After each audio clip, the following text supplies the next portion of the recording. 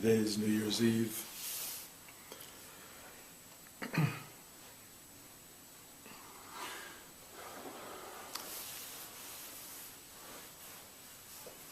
Which prompts some people to look back, some people to look forward, but most people just to look at their iPhones and see what's happening today.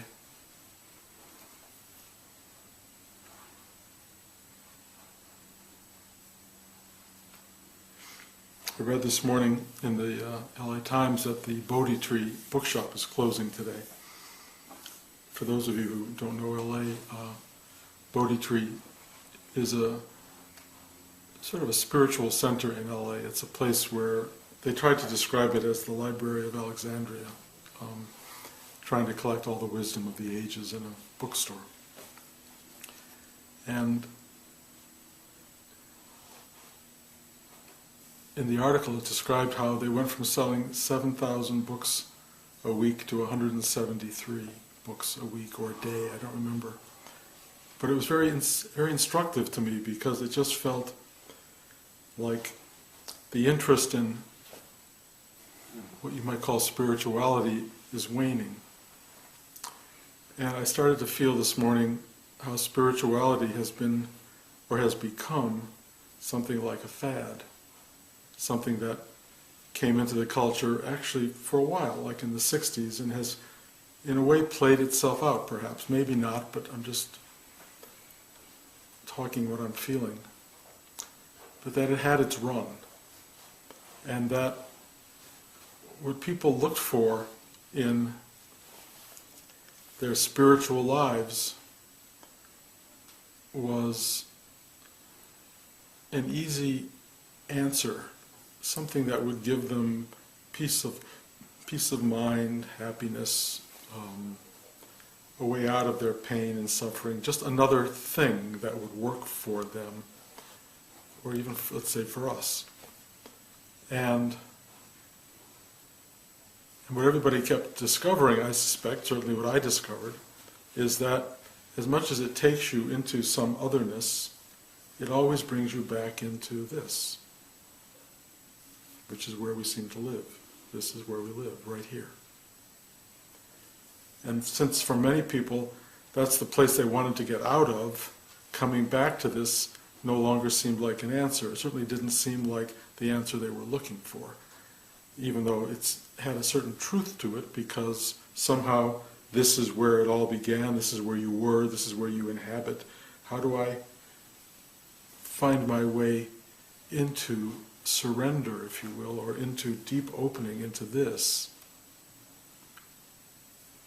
when I'm thinking I would prefer to just get away from here, just become other. And once I think enough people explored this long enough and discovered that they hadn't been given that gift of obliteration or freedom from themselves, they've turned to other things. And what I tried to understand is, what do they turn to? And as I mentioned a moment ago, and I know this sounds odd, but I think we've turned to our cell phones and to media and to interconnection of the internet. And let me explain that. So much of what an iPhone, iPad, Android phone, whatever, represents to all of us is connectivity. Connection to other. And a sense of enormous security in that connection, that we feel we're never far away from everything we care about and love. All we have to do is,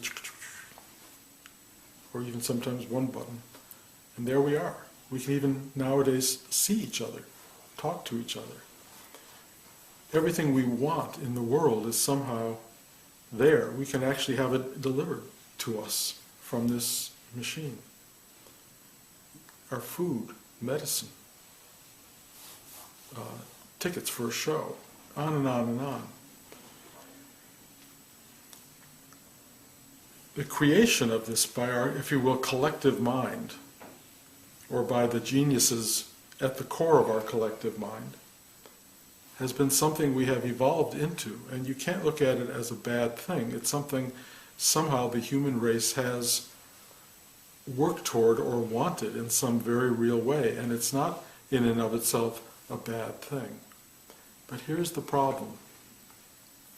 It creates such a false sense of connectivity, of belonging, of knowing where you are, literally knowing where you are. You can push a button and find out where you are. I'm here. That's really what it tells you. I'm here. And it will tell you I'm here in, Northridge, California, Los Angeles, as though that means something. And you go, oh. And if I want to go there, all I have to do is push a button and it tells me how to go from here to there. Of course, as you travel along that line, you're right here, here, here, here, here, until you're in this here. And you push another button and it says, now I'm here. But it's always here. But people don't get that because they really believe that that here is somehow related to what's on that phone, and therefore the larger picture, the larger truth is missing from all of our lives, because we've begun to give unbelievable power to this connectivity, to this internet, to this iPhone. And in a certain way, it's taking over our lives. It offers a level of fascination unlike anything I've ever seen. You don't have to go to the Bodhi Tree bookstore to get wisdom, you just have to go onto your iPhone and order it, as long as it's still available, as long as Amazon still carries it. Bodhi Tree will no longer have it, but Amazon might for a while, as long as we ask for it. But if we stop asking for it, or they decide not to carry it, the Library of Alexandria within our phone burns away, disappears. And then where do we go for the wisdom? Where do we go for it? Wikipedia may have some of the answers that we're looking for. They certainly seem to digest a lot of different things. But where's the truth in all of this? Where does the truth lie? Try losing your iPhone for a day. Try dropping it into a cup of coffee, or finding that it's still in the cab and you're not. What happens when your iPhone is gone? You will feel something profound in yourself. A sense of loss of identity, a loss of security, a loss of safety, a loss of connection that will be existentially dramatic.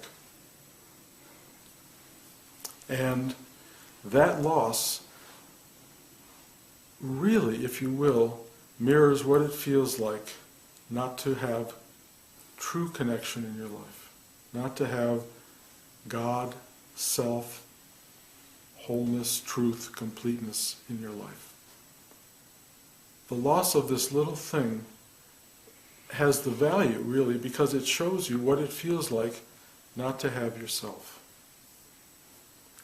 This false self of a phone has, for many people, taken over what is, for people seeking spirituality, a true connection to the whole universe, a true connection to the wisdom of the ages, a true connection to the source of being. It is in the stillness of meditation the discovery of all there is. In the iPhone, it's the discovery of a representation of all there is.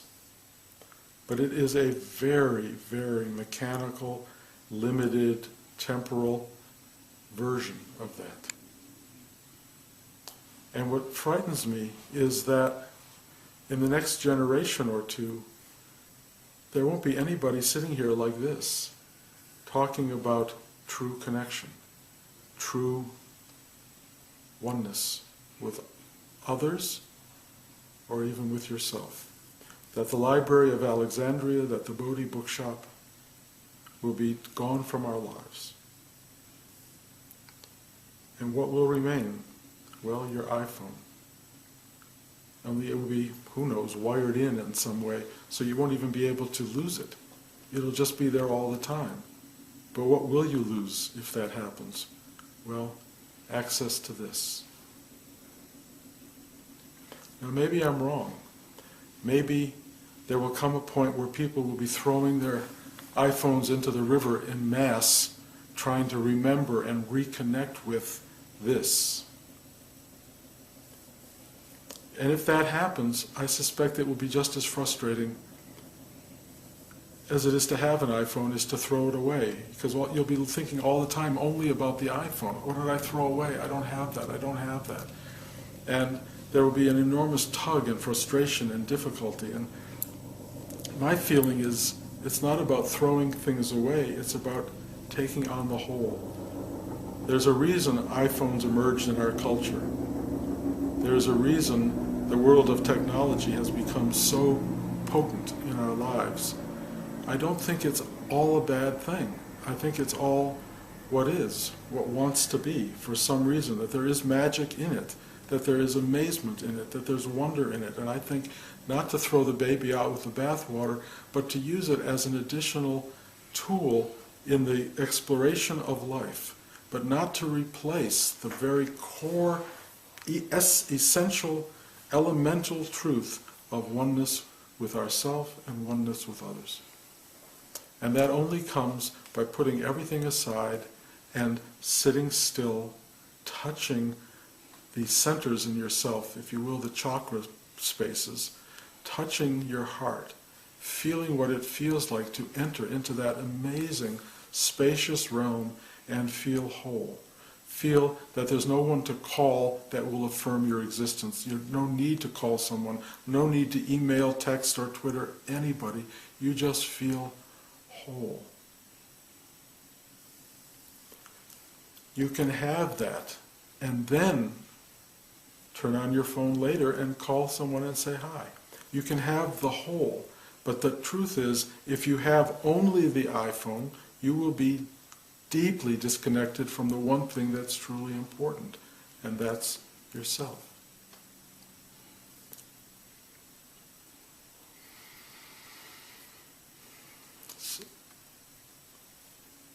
We have to balance. We have to have what is and what will always be. And we have to connect to the always will be to truly appreciate the what is. Learning to sit still will become a forgotten art form, I think, unless places like the Bodhi tree reemerge, unless people like us keep it alive, tell other people, teach it to people, walk around and just say, you know, there is a place of stillness, and if you're not terrorized by the idea of sitting still for 10 minutes, you will help yourself discover it. You can at some point look into somebody else's eyes or touch their hand or put your hand on their shoulder and actually communicate this stillness, this oneness, this wholeness. You can inspire it in other people. You can be the light that lights other lights. You can be all of that. Somebody has to do it. But even today in this class, you can see how many people are here today. The numbers have dwindled for a lot of good reasons. It's a holiday and people are traveling and everything else. But to me, it all represents the closing of the Bodhi tree. It all represents the burning of the library in Alexandria. Somehow we are giving up the fad of spirituality and replacing it with an iPhone. It's dangerous, I think, and problematic. And the only way to counter that at all is for anybody who is sitting here or listening to this to own this responsibility. To own the responsibility of being true to yourself, of finding time to be still with yourself, to enter into your humanity, to enter into your spirituality, to accept this moment devoid of all the things that want to pull you out of it, all the things that want to distract you, all the things that want to keep your mind searching for its next pleasurable moment. Just let all of that reside quietly here. And this is a place. It's not a concept. It's not an idea. If you can really bring your sensory mind into this space, or this one, this one, this one, this one, your belly, your sex or the base of your spine, or all of them. But if you want to just pick one, pick your heart. You go in here, feel it, and you will feel when you get very quiet, this thing will go. It's the most welcoming and amazing, physically experiential, sensorily aware moment that you can conceptualize, or that you can actually know. It goes, and you find your way home. You find your way into a place that can enjoy the world but doesn't need the world, that can love the world but doesn't require the world. This is freedom. This is freedom. And it's the one thing that we are losing and giving over to these machines that want to delight us and entertain us and capture us on some level and keep us from this. Play with the toys all you want, but don't lose your way from yourself. Don't lose your way. That's my New Year's message. Happy almost 2012. Any questions?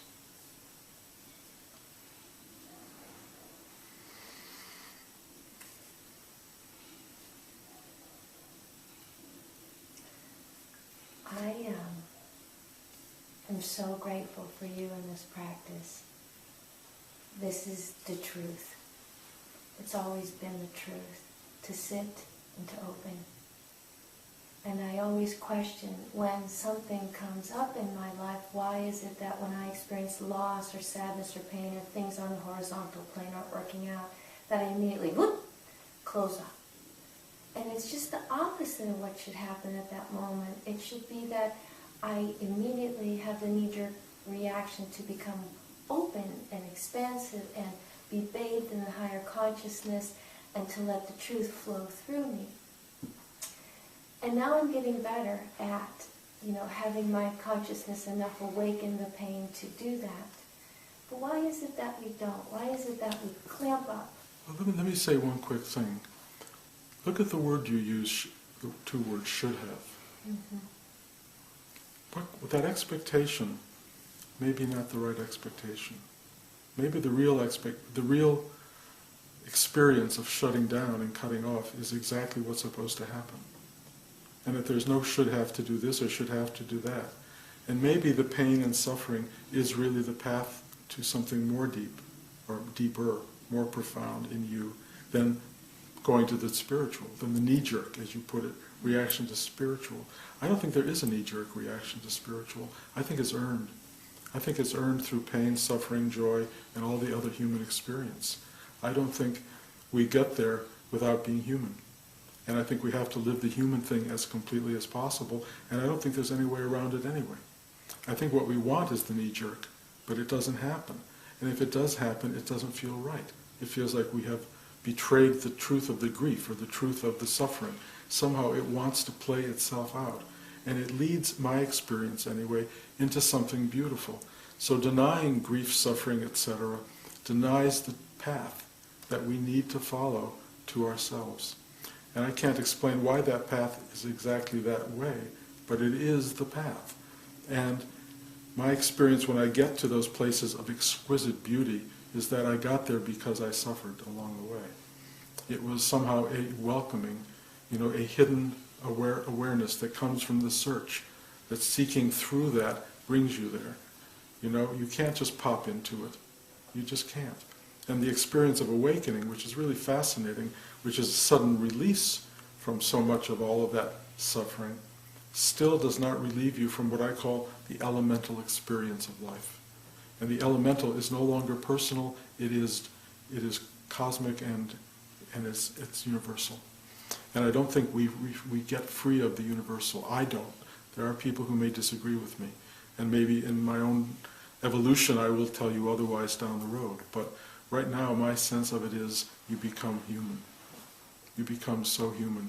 Before enlightenment you're human. After enlightenment you're human. Only maybe more human.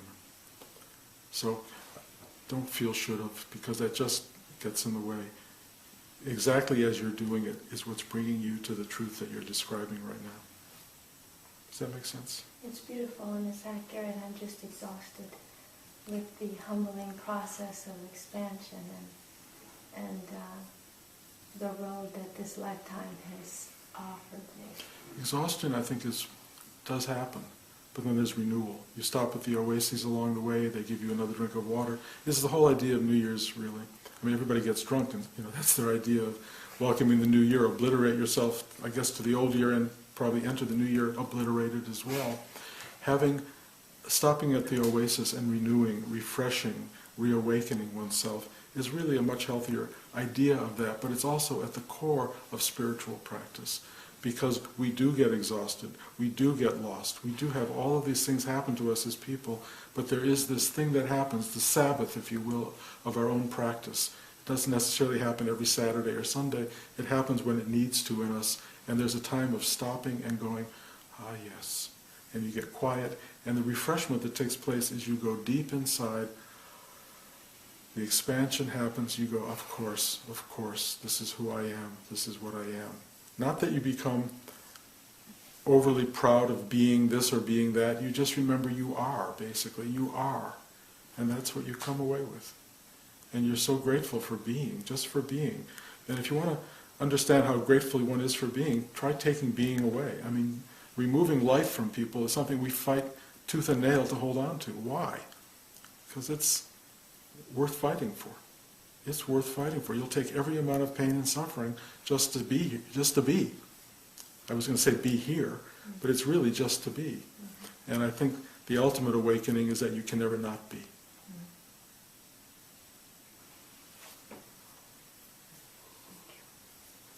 Well, again, Happy New Year.